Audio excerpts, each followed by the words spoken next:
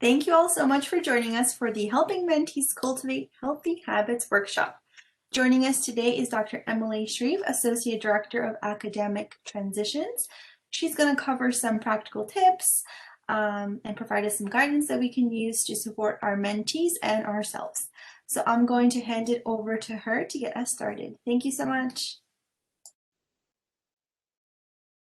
Excellent. Welcome, everyone, and thank you for the introduction. So my name is Emily Shreve, and a little bit about me. I got my PhD in English literature, which I loved. It was a fantastic experience. But along the way, I realized that I didn't want to pursue a tenure-track job teaching English literature. As much as I loved it, I was actually really passionate about first-year students and supporting student success. That's why I am now in the job that I am in now in the Academic Success Center, where I supervise and coordinate COLA 100E, which is our first-year seminar. The point of that story is that, or the point of that background, is that I wouldn't have been able to figure that out. I wouldn't have been able to figure out where my true passion was, and I wouldn't have been able to get to this job and this moment and this presentation had I not had some awesome mentors along the way who really helped me figure out, who I was and what I wanted from my career.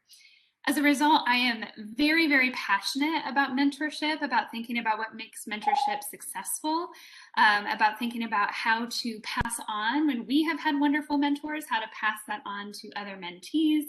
And so I'm hoping that today, as we think about healthy habits, we're also thinking big picture about mentorship and its power and its promise, and really, how connecting with good mentors and supportive mentors are really what make an educational experience what it is, and I think is also really what makes our professional lives fulfilling too. It doesn't stop. There's no point in our lives where mentorship stops and we don't need them anymore.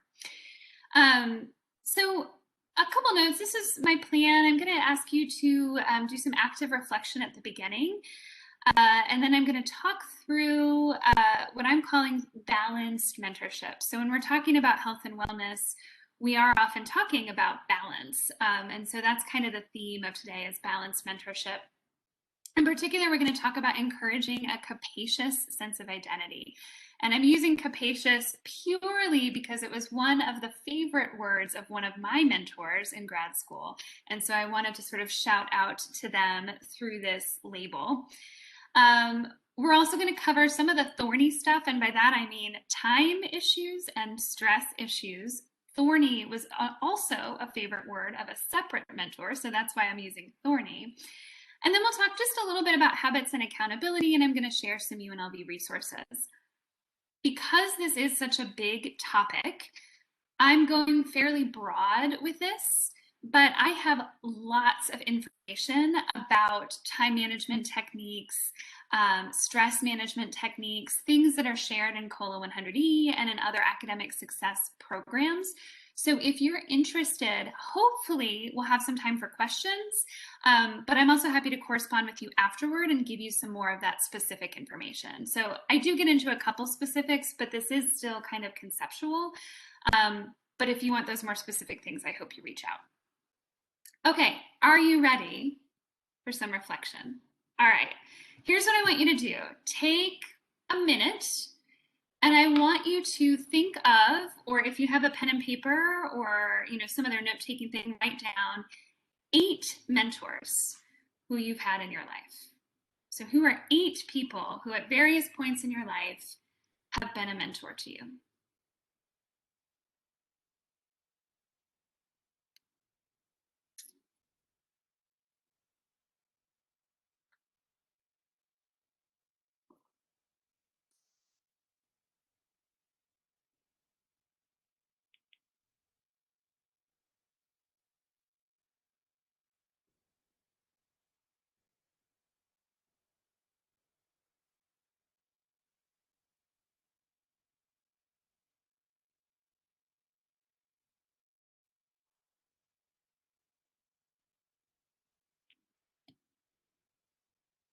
Just a few more seconds to try and think of your 8.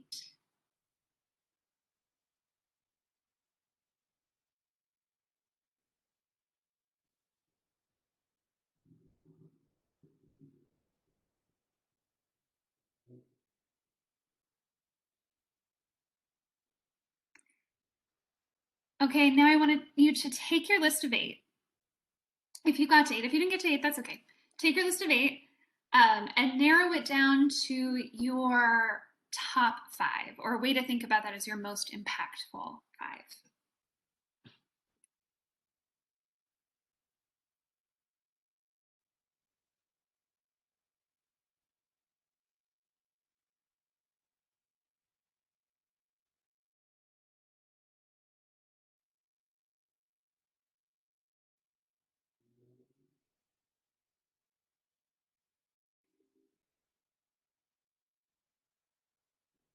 And now I'd like you to take that 5 and take it down to 3. One more chop. Just kidding.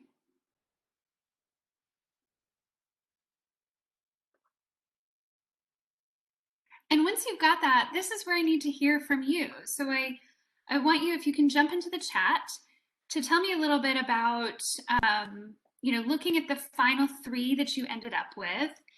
How did you select them? What made them stand out? Why were they the 3 out of all the many mentors in your life? Why were they the 3 that were the most prominent to you when doing this exercise? Yeah, you can definitely also unmute yourself. Thank you. Carly, I like that. So the most recent, the most related to your career, there's like a recency bias with that. Dustin, consistently available. Consistency is huge. Cared about your personal and professional life, not just the latter. You're already getting where I'm going, Dustin. This is good. You can see the direction I'm going. Length of time. Scarlett and Lawrence both said that, as well as their sincerity. Dalton mentioned like the personality you connected the most to. Honest. I love the word honest. Wise, patient, and accessible. Is it, Deanna, the thought of your long-term successes? That's huge, right? Not just immediate, but long-term. The experience that they had. That's great. Good. So I'm hoping you can kind of keep these mentors in mind as we move forward through this presentation. I think it helps to sort of have a grounding in who has mentored you and what you noticed about them. Daniel, oh, I love this. All 3 of them invested immense amounts of time at different phases of your career. That's fantastic. Good. Okay, so with that in mind, my encouragement for you, if you leave with nothing else today, my hope for you is that you are thinking about balanced mentorship. And the first, balanced, I'm thinking a lot about Aristotle. For Aristotle, so much of like what it means to be ethical and to be good is to achieve a balance between 2 things.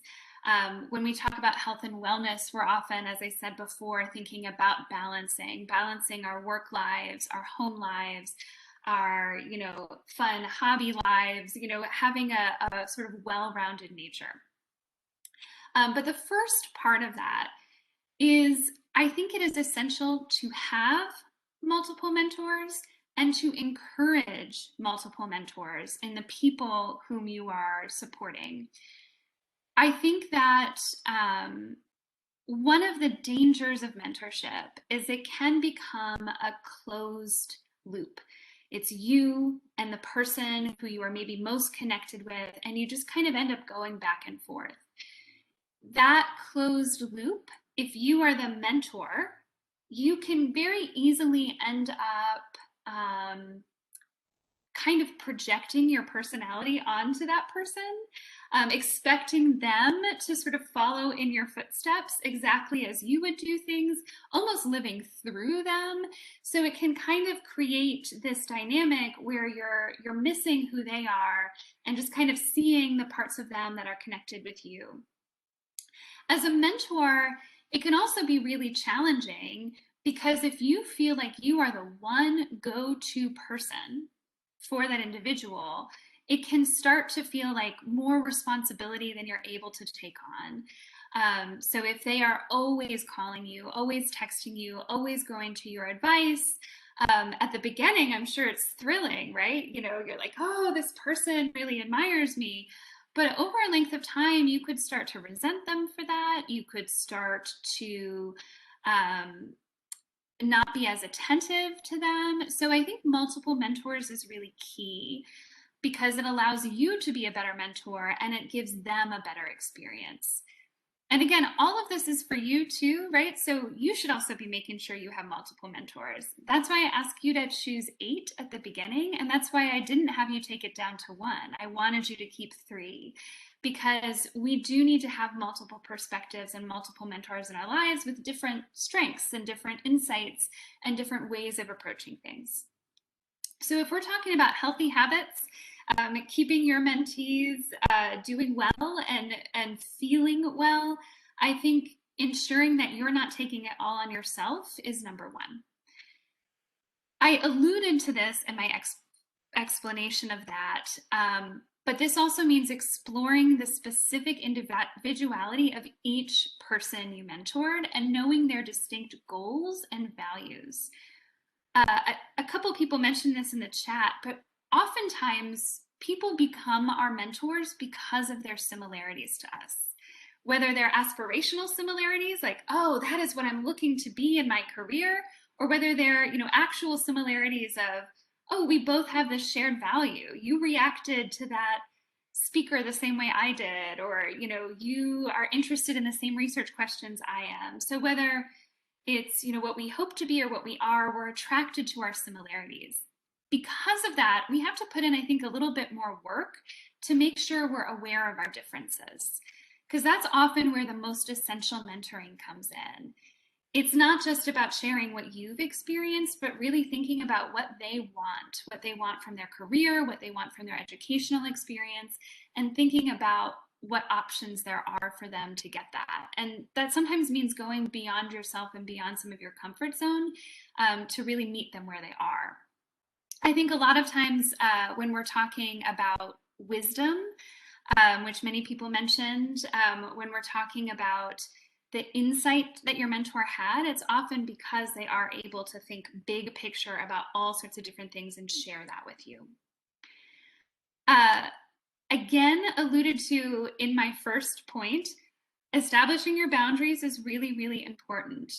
I know when I first really, I would say, took on mentorship roles of my own as an advanced graduate student, I wanted to be like 24/7 available and available in every single way for any person who ever asked me for help. The problem was that doing that often then took energy and time away from the other things I needed to do, like my dissertation. It was way more fun to sit and have coffee with someone who was asking me for advice, to read their written work and give them feedback, than it was to sit down and do that work myself. It almost became like a productive procrastination technique. That didn't then allow me to be a good mentor because I was sort of floundering in some of those areas. So boundaries are really important to have a longevity in your relationship, to make sure it's going to last a long time, but also to make sure you're getting done the other things you need to get done so that you have those experiences that you can then share. Then what I think is so key, and we'll come back to this again, ensure that your actions match your words. I think this is the number one reason that mentors and mentees can kind of have breakups. I don't know if any of you have had somebody who was a mentor to you early on and then you kind of drifted away from them, or potentially even sometimes had a fallen out with them. And it's often because actions and words aren't matching. So many of you talked about the investment of time and the availability and the consistency you had of the mentors who you appreciate. If you tell your mentees you're available for them and then you take weeks to get back to them on questions that they have, you're not actually ever making time to sit and talk with them, your actions are going to show that you're not actually invested. If, for example, I'm thinking about like career mentorship, if you're mentoring someone who says, I'm not really interested in nonprofit work in the future, I want to be able to access different salary ranges, it's really important for me to be able to have that opportunity to take care of my family. I'm really inspired by this work and it's mostly done on sort of private corporate levels. That's what I'd like to do. And you say, oh yeah, I get you. That's a great goal. But then you're only sending them nonprofit jobs or only talking about nonprofit opportunities. That's going to be really frustrating. It's going to make your mentee feel unseen, unheard, and unsupported. So make sure that you really are matching everything together.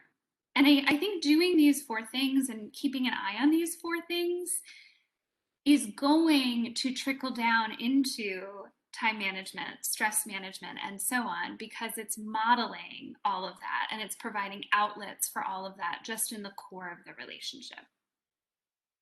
Okay, we're going to get into some more specific details, but does anyone have, and specific processes, but does anyone have any questions at this point, or even just thoughts that you want to throw into the chat or unmute yourself to share? Hearing the echo of my voice in my house for this long is always a little weird, so I just want to check in that you're with me.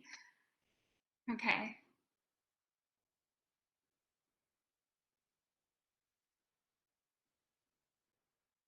Okay, good. So let's talk a little bit. Oh, I love the little thumbs up. The reactions are my favorite, and I always forget to use them. Thank you. Okay, so let's talk a little bit about capacious identities and how to do that, because I think this is some of the most fun. So I already mentioned encouraging multiple mentors and knowing your differences. So these are the kind of the first 2 chunks of what I mentioned before. For discussing your differences, one thing that I think we often don't talk about with the people that we work with our mentees, with the people who are our mentors, are communication style preferences. Are you someone who loves texting? You really wish if there was a question that they would send you a quick text. Do you have a more formal mentor relationship, perhaps in a guided program where you really want them to be coming in by email, and so that you're kind of keeping track of your conversations there, keeping track of everything there? How do you like to give and get feedback? Talking about all of that stuff from the get-go, having conversations about it is really useful professionally because you learn a lot about yourself, but it's also going to help keep your relationship working smoothly. I am going through a period right now where I am obsessed with values conversations. This came because I was reading, as part of a campus reading group, Brene Brown's Dare to Lead, which is a great book. She's got a whole values exercise where she has a page that has probably 50 different values listed, and she makes you choose. I mean, she doesn't make you, but she suggests that you choose 2 of them. And it's fascinating. I've done it with the instructors I supervise. I did it with some peer mentors that we have in the COLA 100E program, because I think it's a place where you begin to actually see some differences and some similarities. So you begin to see yes, we both gravitate towards this value, but you have this other part of your value structure that I didn't even know. I didn't know you valued usefulness and feeling useful. That's really helpful. So I think those conversations about values are really meaningful. I also love personality tests, the Myers-Briggs, Enneagram, BuzzFeed quizzes. I think they're really fun, and they can really actually help you get a sense of, again, what actually makes you distinct. So it helps you, this is the practical action to ensure that you're actually seeing how you're different from one another, even as you have so much in common, and that's why you can support one another. Also get feedback from your mentors too, and you can see this at the end. I suggested cultivating lifelong learning. Lifelong learning is really essential for all of us. It does take some cultivation, because especially when we're in grad school, when we're trying to specialize and become experts, it's really easy to get really narrow and to learn kind of vertically and forget about learning broadly. But that openness, that thinking of yourself as a learner, being open to being a learner, is really essential for balance, kind of holistic development, but also humility. And again, you don't want your mentor-mentee relationship to be one where you're basically telling the mentee just what to do because you're the wise and experienced one, and erasing them, erasing what they need, and erasing your potential to learn from them. So one check-in question for yourself is, are you learning from your mentee? Think about the people who you would consider mentees right now. What have you learned from them? What's something that you've taken from that relationship? And if it's a struggle to identify something like that, that might mean that you need to kind of slow down and do some active listening, and stepping back a little bit to see what they're going to bring to the relationship too.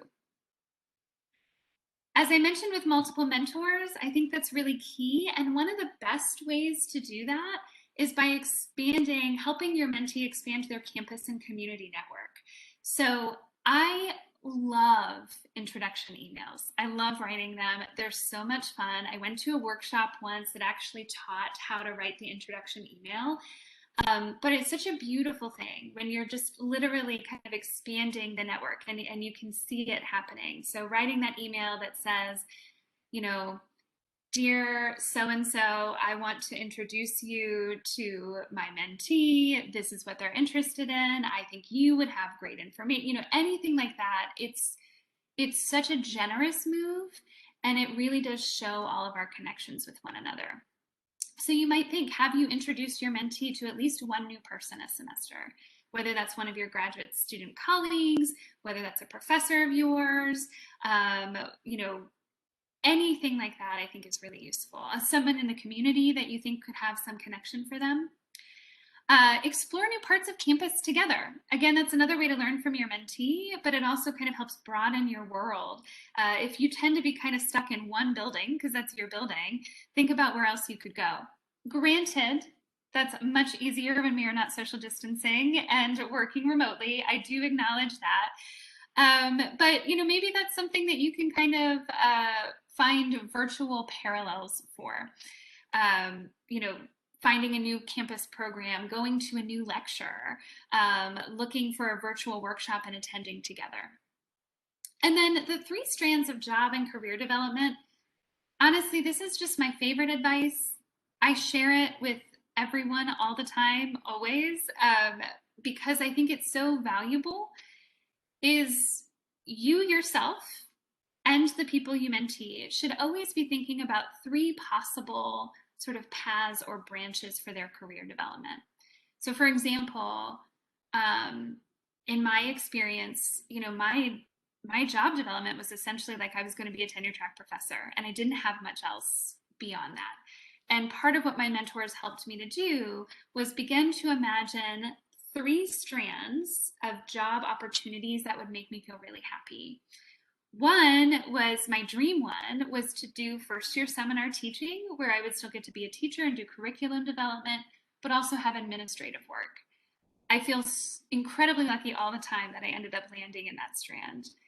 The second one was to do more student affairs, student life work with orientation, so work with first-year students through the kind of new student orientation process. And the third was to stick with my teaching experience and background in first-year writing and just try to get a sort of permanent and stable first-year writing experience. So once I had those 3 strands, first of all, I got introduced, like my network expanded. I got introduced to a lot more people because I was thinking of those 3 areas, and people could find connections for me in each of those areas. I attended different workshops. I was trying to sort of manage growing my skills in all of those 3 areas. So, and I didn't feel stuck. I knew if one direction wasn't working right away, I had some backup plans ready to go. So I think that sense of expansion, again, we often don't feel good and don't get into healthy habits if we're feeling very narrow and stuck. So that to me is a big part of managing one's well-being, is feeling like you have some option and choice and that you're not stuck. And you can help your mentees do that by helping them clarify some different possibilities for their future. Okay, so that's capacious identities. Now the thorny stuff. I want to talk about some specific things with time. And like I said before, I have so much information on time management. Like I can send you videos on the Pomodoro technique, different ideas for how to structure your weekly calendar, different ideas for how to structure your day. Like, do you check your email first or not, and why? There's all sorts of great research on this material, but there's a couple things that I think are key to helping yourself manage time and helping your mentees manage time, which is really setting boundaries. Um, Time ends up stressing us out when we don't feel in control of it, or when we feel like we don't have the time for the things that we want to do. It's kind of like monetary budgets in that way too, right? We're most stressed out when we know that we don't have the funds to accomplish what we need to accomplish. So, um, in terms of this, regular schedules are very, very helpful. And anything that you can do to set your own regular schedule and to help your mentee set their schedule is huge for health and well being. Now, I gave the 9 to 5 example because that is one of the easiest to implement because so many people are on it. It's a very like Monday to Friday, 9 to 5 are my main work times, and it can be very clean. But I know that's not the case. Like, that's not always possible for most of us because you're balancing jobs and classes. They switch every semester. So, it might be I'm going to devote 10 hours per week to this particular project. And, I need some help making sure I don't go beyond those 10 hours or that I actually reach those 10 hours. And that's what you can do as a mentor is kind of have that accountability and help with, did you put in your 10 hours on your grad school applications that you're working on? Or did you, accomplish the goals you had for this week related to that task? So helping to manage schedule and time and helping get some structure in is often huge for managing our time and our well-being. Related to that is email management and expectations. This it was really hard to kind of separate these two things because I think time and stress are so interwoven. So in some ways, I'm getting into actions matching words, but I can't tell you how frustrating or confusing it is to have mentors tell you you should try to achieve work-life balance. It can be challenging, but you should, set your boundaries. But then you're getting emails from them at 9 p.m. on a weeknight or on Sunday morning, that the Sunday that you plan to take off and you were just going to watch some NFL games and relax, and then you're getting emails.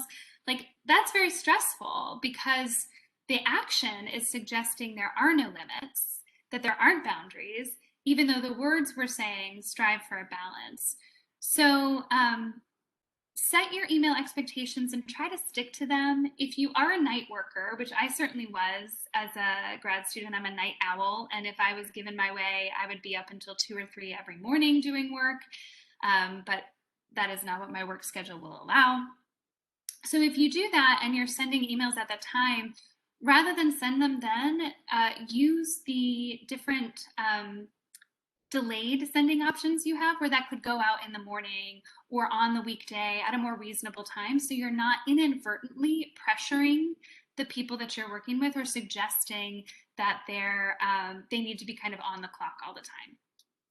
I also wanted to mention social media here too, in terms of boundaries, because I think often when we're talking about mentorship, and I think this even came up in some of the comments, I am arguing that we want to have kind of a sense of the full lives of the people that we're mentoring, and we want them to have a sense of our full lives. But that doesn't mean everything has to be shared all the time. So again, if you're mentoring someone and encouraging them to consider grad school and talking about grad school as something really viable and enjoyable, and yet your social media presence is like all TikToks that are complaining about grad school, I mean, that's fun and that's funny. But if your mentee sees that, there might be some confusion and there might be some anxiety that produces. So think about, when you're connecting with someone in a mentor-mentee way, how much do you share and how much you share at the beginning of your connection versus sort of as your relationship develops. You don't have to go full everything right away. Um, I also really want to encourage you to model saying no.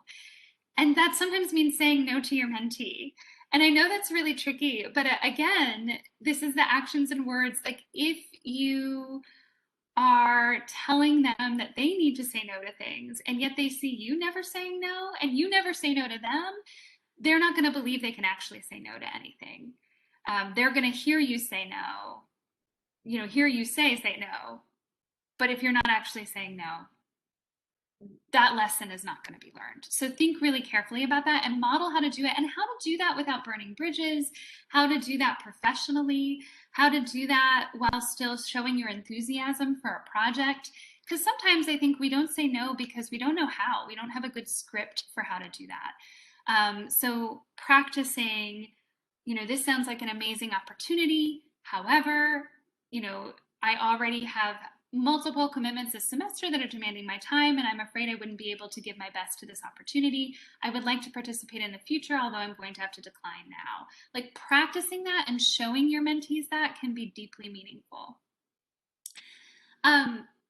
Again, time and stress have kind of interwoven here, so my nice and simple PowerPoint doesn't entirely match what I'm sharing. But like I said before, it is really essential that you are actively supporting the stated goals of your mentee. And I will just say, like, if you think that your mentee is making a decision about which you disagree, so if you think that they're headed a wrong direction, if you think that they're not being honest maybe about some of the challenges they might face, be open and honest and direct about that. Don't try to kind of passive aggressively or subtly influence them, but just talk about it openly. Because again, it's very stressful if someone has said they support your decision and yet they're constantly kind of undermining it, or trying to direct you somewhere else. We know that that's going on. We can feel that, and that can heighten our stress. It's very stressful to feel like you had a mentor who was offering support only to feel like they're not really supporting you. So be really, really thoughtful about that. Also, and this is part of saying no, if you can't support them on something, that's okay to say too. To say, I can't give you advice about this because I don't know enough about it. Or you really need to talk with someone else about that option because I'm concerned about where it might take you. Or, these are my qualms. I think that this issue is a problem, and I'm happy to support you, but only if I can be reassured of A, B, and C. Make sure that you're being assertive and direct. One of my favorite questions from one of my other mentors, this was a great reflection on memory lane for me as I thought about this presentation. One of the questions that they put on their kind of get to know you material was always something along the lines of, how do I know you are stressed? How will I know that you are stressed? And it's such a helpful question, and one I think we forget to ask our friends, our mentors, our mentees, anyone we're engaging with is, how do you show that you are stressed? For me, it's way more ordering from Domino's Pizza and getting way more annoyed way quickly at like little things that shouldn't be annoying. Like when I used to be commuting all the time, the level of stress I felt on my commute revealed to me how stressed I was at work overall. Like I might not have felt stressed at work, but when I was getting really mad at that person without the turn signal, I was like, okay, that's a sign, right? I'm stressed. So knowing that and talking about that with one another helps you figure out how to manage that stress and helps you actually support one another effectively. If your mentee knows your stress signs, then they might know it's not a great time to ask for a particular request, or, maybe to kind of like let you work through that for a week or two before they're asking for more attention or support on a certain project. Just as when you know what their stress signs are, you can kind of step in and say, I can see that you're kind of going to your stress mode. How might I be able to help you now? Is there something I can do that would be supportive of you as you work through this? So knowing your stress signs yourself and then talking about that with one another can be really useful for ensuring that your stress doesn't negatively impact your relationship and that you can respond appropriately to one another. Also, keep in mind, I shared this distinction between self-care versus self-soothing, which I've started speaking to my students about a lot, which is that, self-care are long-term changes often. They're the deep things that we need to get done to actually take care of ourselves and be better in that long run. Self-soothing is Domino's pizza, right? It's the thing that's going to make you feel better on the evening you have it, but probably not long term, especially not if you ate as much as I did when I was in grad school. So we need both. We need to be able to self-soothe. We need to be able to comfort ourselves after a long week or a long day or a challenging, a rejection from an article we hope to have published or whatever it might be. But we also need to do that self-care where we might do some of those tougher things like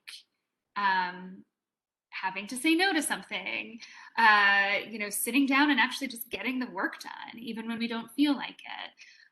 Investing, if we're feeling a lot of financial stress, investing in talking to a financial advisor or counselor who might give us some ideas on how to manage it, right? Like the things that we often put off and avoid, but that are going to make us feel better a long time.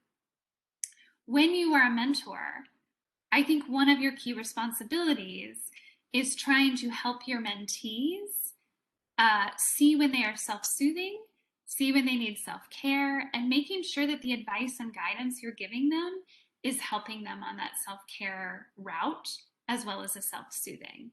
So have fun. Be like, oh, you're stressed with this thing. Like, let's go, to Aloha Kitchen. And clearly I'm missing being in person because every example I have is in person and I'm very sorry. But let's go sit and have lunch together. I'll treat you to a Starbucks coffee, whatever it might be. But you also need to help keep them accountable for the self-care components. You also need to say, did you actually get that paper done that you said you needed to do and was stressing you out? And if not, like maybe we should put off our Starbucks coffee until you're actually done with that project. That way it's not still bothering you. That's sometimes what you have to do as a mentor is say, get done what you need to get done so that, you are in the position you want to be and achieving the goals you've told me you have. Model using contradictory advice is the last thing here. This is something that, even though I had excellent mentors, I wish I had more of. One of the challenging things about being a young professional is that you're going to get a lot of advice from a lot of different people about what your career path should be and should look like. And it's very, very challenging to take in that multitude of advice. So if you can talk with your mentors about times when you got conflicting or contradictory advice and how you made a decision on your own, I think that would be something that would be significantly impactful in helping stress, helping lower stress levels. So to say, when I had two different professors giving me two different suggestions, this is how I finally ended up making my decision. It doesn't have to be even that you think it was the right way to do it. You can say, I regret that now. And now that I look back, I wish I had done A, B, and C. But I think talking through how we handle and manage lots of advice is going to be really useful for your mentor, rather than just being the mentor who's like, well, here's my advice, take it or leave it. And then they're kind of left on their own with a bunch of advice from a bunch of different people and no way to kind of sort through it. Okay. I want to talk a little bit about habits and accountability, but I also want to pause for a moment for questions, comments, notes, insights that you might want to share.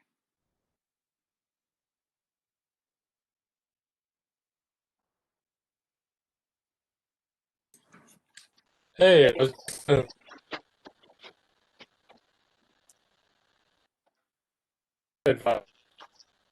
signs is something that seems so straightforward, but something I had not heard before. And I wish when I was going through my master's program at a different university that my advisor and I had shared those, because I think that if those are shared, then there's probably a better ability to hold each other accountable for kind of modeling that work-life balance. Because you can tell when if somebody has a stress sign and they're showing it, yet they're encouraging you to. I guess my advisor then at the time was really stressed all the time, and he would complain about not being there for his family and all this stuff. But he's like, no, but you should have work-life balance, you know. So I could tell he was stressed, but then he was telling me to have work-life balance when he was not. So I think it just makes it clear all around for both parties, and I plan to use that in the future if I'm mentoring someone. I'm so glad to hear that. Yeah, it is I like the example that you gave, because I think the example you gave is kind of a classic grad school one, where there's this kind of weird, strange duality of this is the best job in the world. We get to like discover so much. We get to learn so much.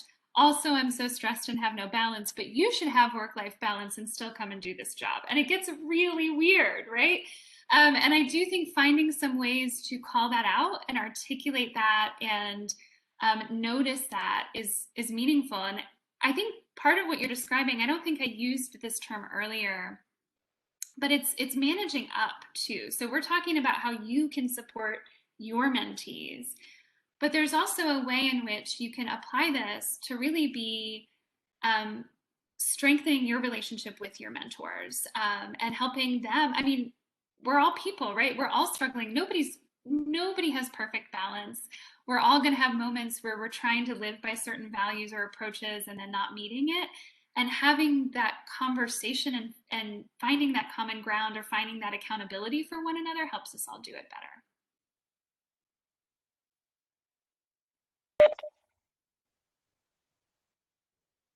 I wanted to share kind of an example like Dustin's, in which I had some of my fondest mentees helped me overcome some hesitancy, just kind of not just like pushing me into things, but saying, "Oh, I'll go with you," or "I'll be right there," and having that support. And I always kind of needed that. And it's funny that a lot of times I find myself as a mentor just being like, "I'll go with you. Let's go do this," and having that um, ability to help motivate someone to do something maybe they were afraid or hesitant to do when I couldn't do it on my own either. I kind of always needed that push. And so I like that I can pay that forward, but I think I find it funny that I still can't motivate myself to do things without a mentor. It's so funny that you say that. And I think that I know I advocated for boundaries. I do think boundaries are really important. But I think part of what you're pointing to, Charlie, is like we're all struggling with these same things.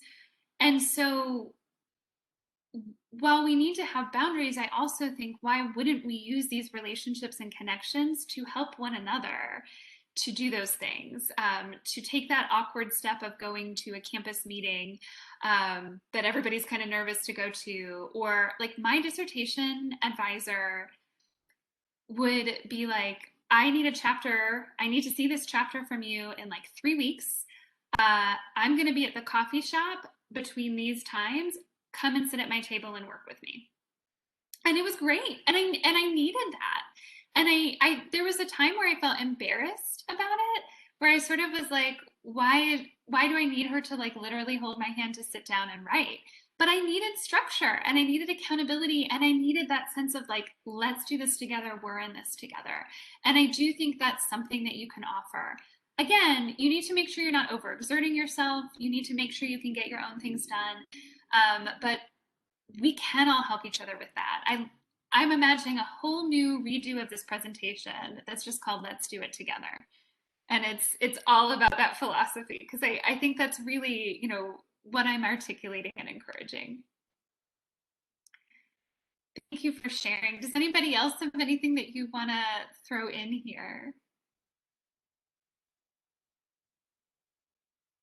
Accountability is huge, and I think the Let's Do It Together or talking about your stress sign is about accountability. So I mentioned The Paradox of Choice here. It's a book by Barry Schwartz, and part of what he talks about is we think having lots of choice, having endless choice, is the best possible thing. That's, you know, where freedom comes from. That's where we can find ourselves. You know, it's kind of a classically like American idea too. Like we just want to have all of this choice. It's better to have, you know, 100 different kinds of cereal than only 2.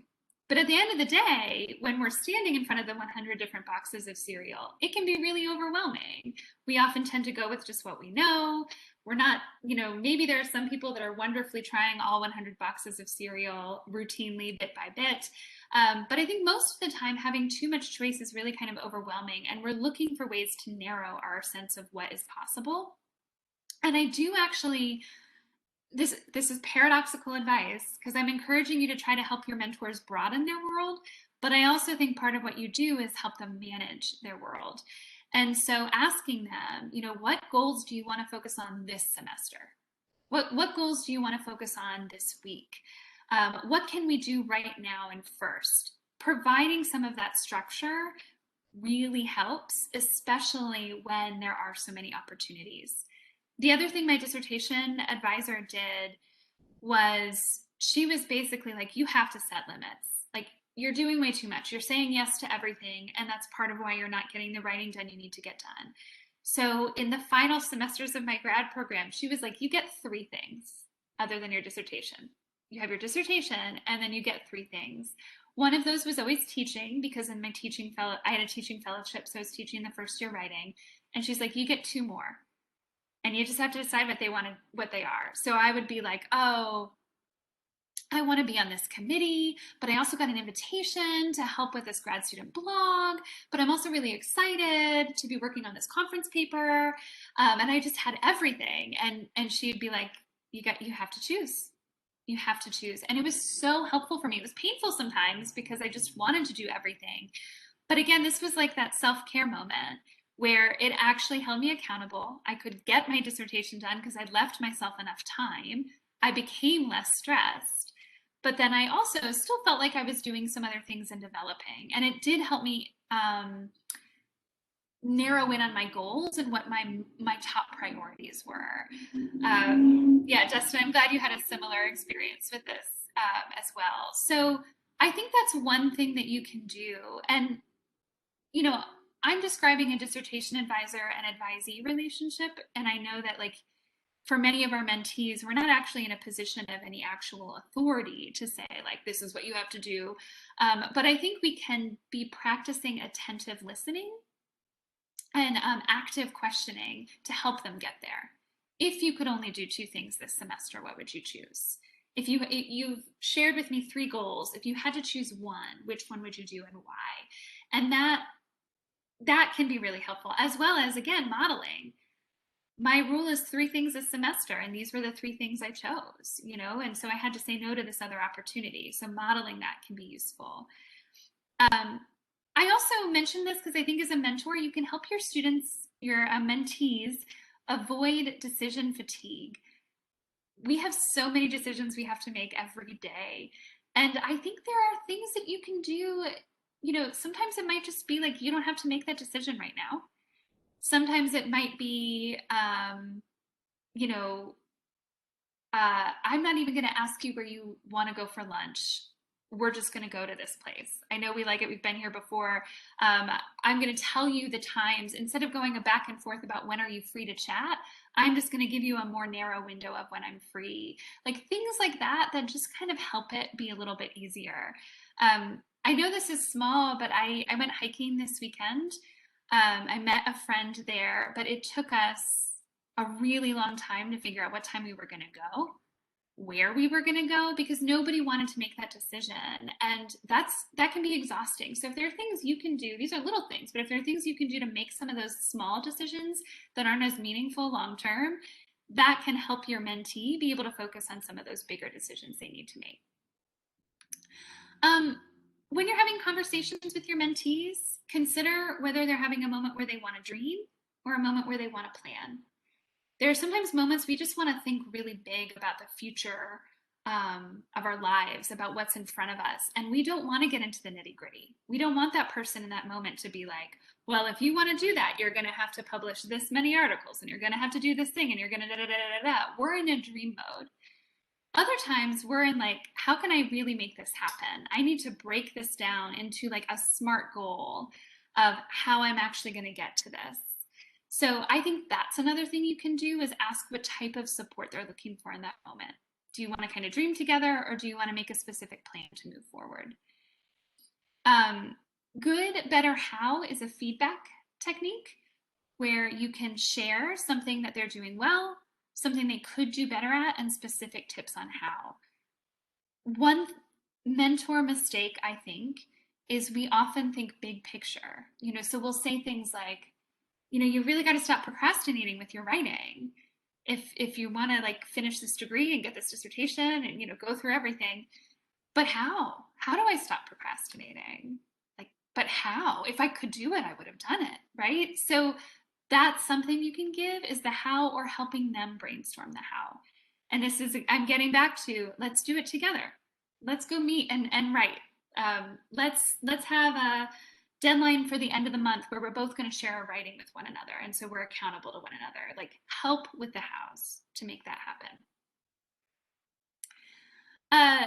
This is the wellness wheel. You can find this on the UNLV health and wellness website.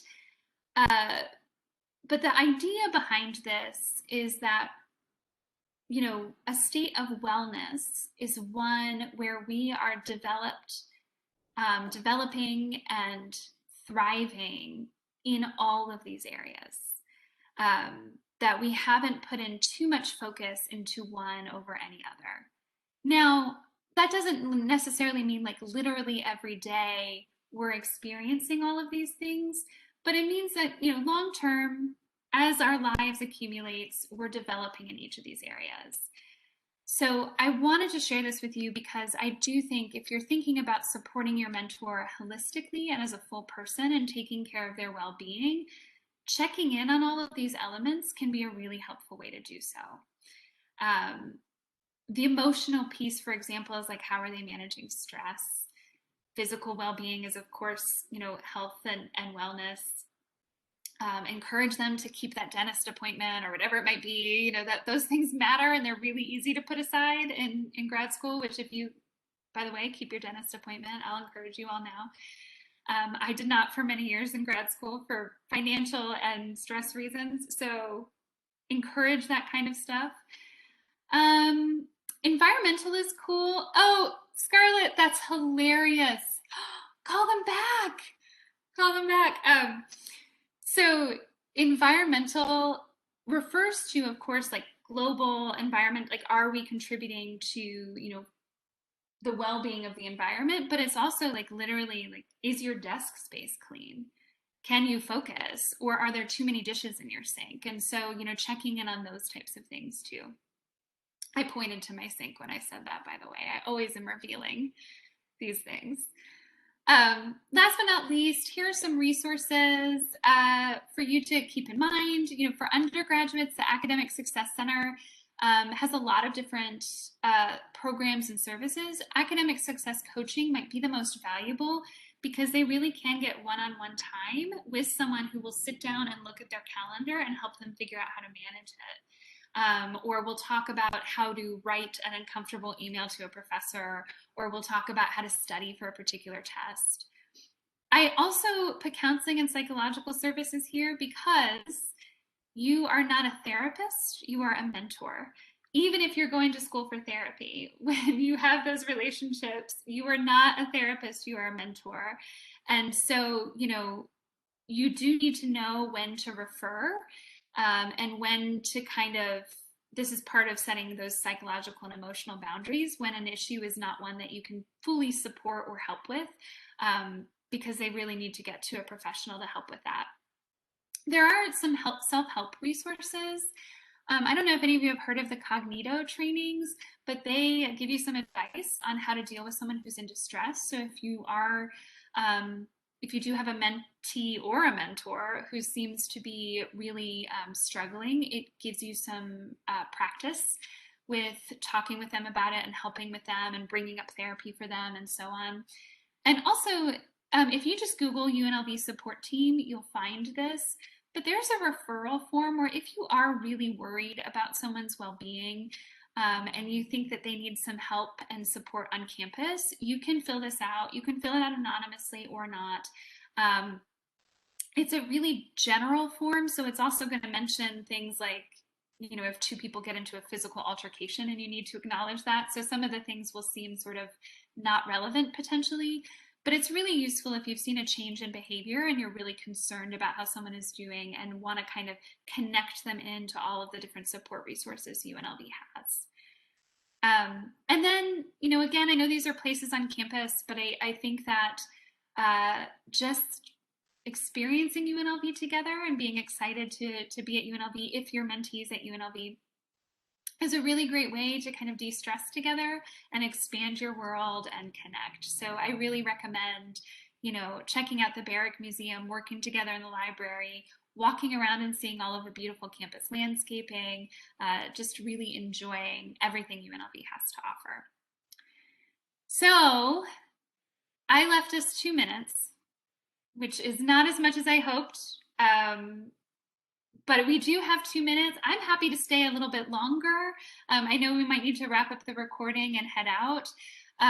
But thank you so much for your comments and feedback and participation. I hope this was useful for you in thinking about how you can support the overall health and well-being of anyone that you are mentoring and of your mentors.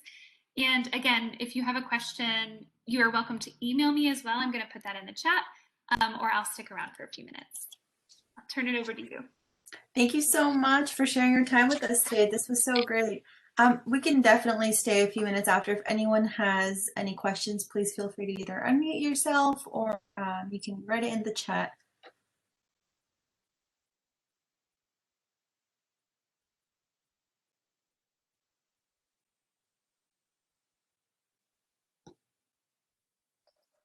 Thank you, everybody. I wish we had more time to chat about all these things because it's fun to really dig into the details of, you know, how our actions match our words or not, and the actual practical hows of how we can support one another.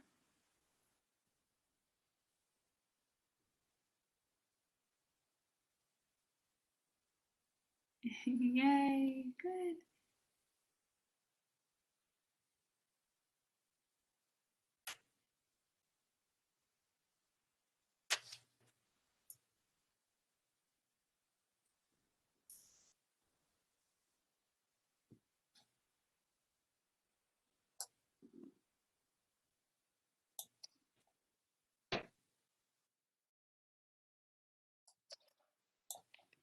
Does anybody have any questions that are on your mind or examples you want to share?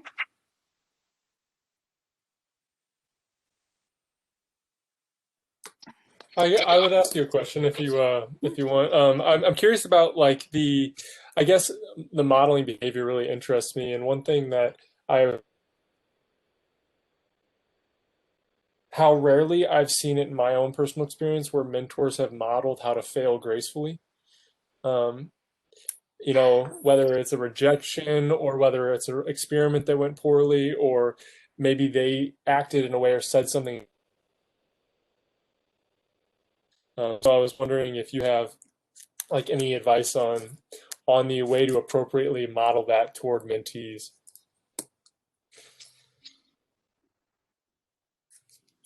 That's a great one. I'm thinking of, so I immediately have tried to, like, I'm like running down the list of my own mentors and trying to think about, I don't think I've seen anybody truly model the failing gracefully either. So I've seen it done really well in theoretical terms. So my dissertation advisor was really fantastic at talking about like, you get this rejection email, or you get, you know, here's a nice template you can use to respond, or here's how you can move forward. You know, she was really good about talking about that, but you could still see the moments when there was an actual failure on their end where it didn't necessarily work. And I'm even thinking about myself. I think I'm a self-deprecator. So I'm not sure I'm always modeling the best feeling gracefully either, because I tend to make a joke or order a Domino's pizza or whatever, so this is not an ad for Domino's, just to clarify. But I think that's a really good question. I think that my best advice for that actually has come from some like self-help literature I've read that just talks about it being okay to feel the feelings first. Like it's okay to just acknowledge that maybe our feelings aren't always graceful at first. That doesn't mean we can put them on other people in ways that are not graceful and kind and thoughtful, but we can feel the sadness, we can feel the disappointment, we can feel the anger, like the reviewer number 2 anger or whatever it might be. Like we can feel that. We can make the joke TikTok about how frustrating academia can be sometimes, or our profession can be sometimes. But then I think that for me, failing gracefully is not about the initial reaction, but I think it's about how you move forward. And so that's like, when I think about that, I think I did have more models for that. People who really took feedback and used it to strengthen what they were doing, to re-envision a project, even though it was one that they were, was really close to their heart and close to their identity, but they were able to kind of let go of certain parts of it. I think that's what I've seen. I don't know. That's an interesting question. I think this sounds like a whole nother workshop topic, feeling gracefully, and how to do that and how to model it. But I mean, obviously, this is really obvious. I should have said this first thing, like talk about your failures. Do talk about your failures with your mentors. I think that's something that doesn't happen, is there are some mentors that don't want to share that with the mentees. Like they don't want the failure to be seen because they want to kind of, that puts you in a vulnerable position and you're not always open to it. So start by talking about it, but maybe not in the heat of the moment. I hope, did that answer some of your question? What are your thoughts on this, Dustin? Thanks. Yeah, I think that's. I mean, you brought up Dare to Lead, and I've been reading Brene Brown and listening to her podcasts, and that's kind of that's where I pulled the topic from. It's not something I've seen a lot of, so I think being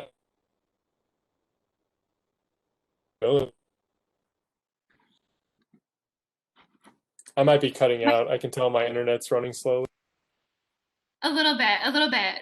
But my friend has really been pushing the Brene Brown podcasts and said that they're fantastic, but I haven't gotten around to listen to them yet. But I do think, the cultivation of humility, cultural humility, and, humility as a leader, humility as knowing that, you're becoming experts in your field, you're developing deep knowledge, but you're still going to make mistakes. Like it's pretty foundational, and it does involve that capacity to be comfortable with being wrong. Yeah, Scarlett, it makes us look human, and the human part is really key.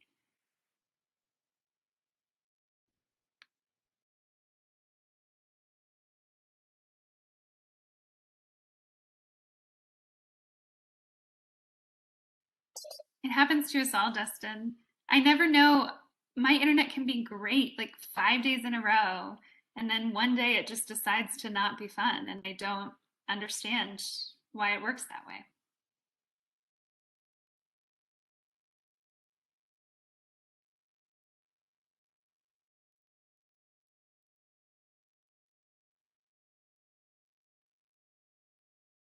Oh, I feel like I should have also, now I'm thinking of all of these other notes that I would have wanted to make. But speaking of failure, I think another thing on the table for this is that you're probably going to fail as a mentor at times, right? Like sometimes it might be small, like it just might be like you have a bad moment where like, your mentee is looking for something for you and you don't realize what they need and you're not going to give it. And then it's after the fact where you're like, oh, you know what? I sat there and like gave them this whole lecture about blah, blah, blah, and they really needed blank. So that's going to happen from time to time. And sometimes you might begin to realize that what you had to offer to that person, they've gotten, and now they need to get other things or other, connections from other people. And that can feel like a failure when that relationship starts to kind of be lost. But I think that like any interpersonal relationship, it will have its up and downs. And I think if you're trying to be a perfect mentor, that's going to be way too much pressure to put on yourself. As I think Scarlett had mentioned, it's going to make you try to kind of seem inhuman, and I think it's actually going to disrupt your connection and your potential to actually do good and nurture and develop the person that you're working with. I was in a workshop that was talking about competitive versus cooperative communication, and I was like at the beginning, like, oh, I'm a cooperative communicator. I'm not competitive. I want us all to get along. I believe in collaboration. I believe in community. But I realized that sometimes in my desire to say the right thing, I'm not listening to the question. So it's not competitive because I want to one up them. It's just competitive because I want to do a really good job. Like I'm competing with myself. I want to be the best mentor for them because I really care about them. I really want to do it well. And that often does interfere with your ability to listen. So that's something I've been thinking about in the past week, and thinking about how I can apply that and watch out for those moments where I'm inadvertently, not really listening as clearly and actively as I could, because I'm trying to perform rather than to be present. I actually have a question, but let me just provide a little context first. So currently, I am at the dissertation proposal writing stage, and I've been having regular meetings with my committee members, and a lot of the conversation is starting to even shift to what is it that you think you want to do once you're done with your program? So, with that, and knowing that I have like four people on my committee who I essentially consider to be my mentors, uh, and a lot of what they're thinking is that, okay, well, because you're getting this degree that's going to be related to the education field, that I'm wanting to be like a tenure track professor at a university, probably in someone's college of education. But I have also even shared at times, well, I have these other set of interests as well that I could see myself doing career wise, not just stems from some of my past experiences. But there seems to be a little disconnect in the conversations, even as to, well, how are you getting this degree related to education? But what else is there that you're possibly wanting to do? And I guess I'm just wanting to know a little bit more about how can I navigate that conversation successfully with them and getting them to see that, well, okay, just because I might have a certain degree, I don't necessarily want to narrowly just stay in this one area, but even like into whatever other possibilities there might be. Is it Deanna? Anna. Deanna, you opened up what is, I think, the most complex topic in graduate education right now. um, I think that this is something that a lot of disciplines and a lot of departments are really wrestling with, where you have a lot of faculty very prepared and very capable of advising and mentoring and supporting graduate students into one career path. And it's brings up time and time again when it comes to the courses you're choosing, the dissertation proposal you're writing, the project you're imagining, the job searches you're imagining, where, I flat out had faculty just say, like, I don't know anything about that field and I can't help you with it, which could be helpful if it was just setting a boundary, but it was often more like, I'm mad at you for even putting me in this position. There was a little bit of that. I think in terms of my advice, I have some practical things to suggest, but all of that is to just say, first of all, you're not alone. I think there are many students that are in your circumstance. Mm-hmm. As a result of that, number one is doing like what you're doing now. So connecting to all of the support services the grad college offers, connecting with people, not just in your department, but outside your department, so that you can see that the kind of similarities of the grad experience, and looking for mentors in, do informational interviews, like get coffees, virtual meetings with people in some of the areas that you're looking for, and develop those mentorship relationships too, so that you're having their insight to share. For your actual committee, full disclosure, for my committee, I had to change my dissertation committee. So I had a beautiful dissertation topic on medieval literature. I still love it. I miss it terribly. I was writing about anger and justice in Gower and Chaucer and the Pearl Poet, and it was like wonderful, but it wasn't going to lead me to the career opportunities I wanted. And I also realized it wasn't going to get done. I wasn't going to be able to write that dissertation. And so I did actually have to make a move to other faculty with whom I'd worked before, who had some more in common, more of an administrative focus, more of the, like, I was doing theories of literature and social justice and more of that focus, and who could connect with me on it. That's the nuclear option. But I think the in-between options are helping them to envision what you imagine by, say, bringing job ads that highlight some of what you're interested in. So, look, these are some of the jobs, like thinking about those 3 threads, for example. Here's my 3 threads. Here's some of the things I'm interested in. These are the skills they're looking for. Can we talk about, ways in which the format and content and approach of my dissertation could potentially prepare me for some of these positions? The skills I'm developing through this process could prepare me for some of these positions. I think sometimes being able to see really what you mean and to know that job is out there can be really useful. I also think it's helpful to come with thinking about that good, better, how. It can be helpful to come with the how. I know you also need them to help you get there, but even if it's the rough draft version of, I think a chapter that focused on this would be really useful to keeping me open to jobs in this area, and kind of outlining that might make them more amenable to helping you to see, like, oh, okay, I see how this chapter could help you to get there. Here's my feedback on how to strengthen that in certain ways, but we can work together to get there. Mm-hmm. But it depends on the personalities of your mentors. Keep appreciating them for everything that they are giving, even as you, help, manage up to ensure that you're getting what you need.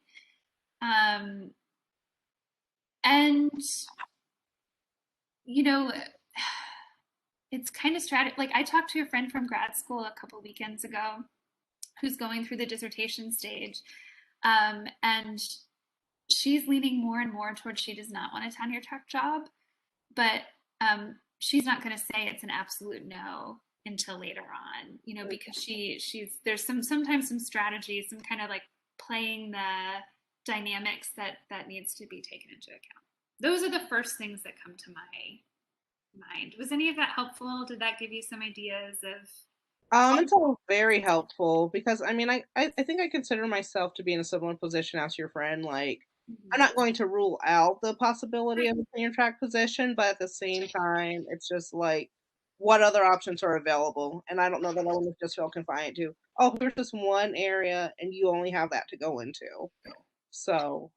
Well, and I think that, I'm a big proponent that the experience of PhD education, or the experience of, deep study on the doctorate level, is valuable for so many positions. Like, we want to have more people with PhDs and EDDs and other degrees sort of out there working, because I think that they're going to bring a set of skills and a knowledge base that's really new and exciting. And I think there are many different people in many different positions that see that and want those candidates. But it again, sometimes it doesn't trickle down into the academy as quickly, that kind of sense of possibility. And so, sharing those positions, developing, looking for conferences that maybe have a combination of different types of career paths there, and building relationships can kind of help you prepare. But yeah, the tenure track could still be on the table. One of my best friends was really excited about student programming, especially with study abroad and international travel, and had been working in a full-time job while completing his dissertation. and thought that he would go that way professionally. And then like the dream tenure track position happened along, and he ended up actually getting it, where it was like perfect for the kinds of research questions that kept him in graduate school in the first place. Mhm. And, you know, it's not a perfect job, as no job is, but he ended up loving it. So, you know, he really thought he was going to go this administrative route. But then it just kind of worked out. So it's good to stay open to that too, because you just never know. But yeah, I think providing some specifics of what you're envisioning might be helpful too. Thank you for that. I appreciate it. Good. I just wanted to add something that you might be interested in. I know that Career Services has a program called Rebels Forward where they match students with industry professionals. So that might be a way for you to kind of explore more and learn more about these other options that you're looking at. So I'll link here the program for you in case you wanted to just take a look at that.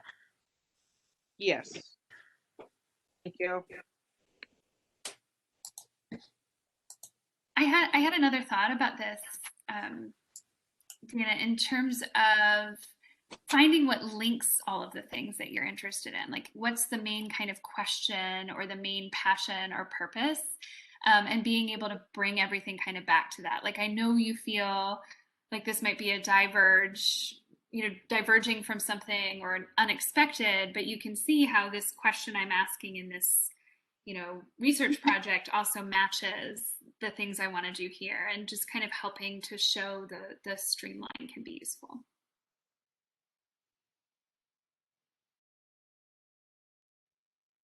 All right then, if no one else has any questions, I guess we will let you all go. Thank you all so much for joining us. Thanks, everybody. I really appreciate your participation. Truly don't hesitate to be in touch at any time. If I didn't make it clear, I love both actual and virtual coffees. Actual, again, hopefully as things get safer and open up a little bit more. So I'm always happy to do a chat at any time to talk more. Thank you. Good night. Thanks. Bye, everybody.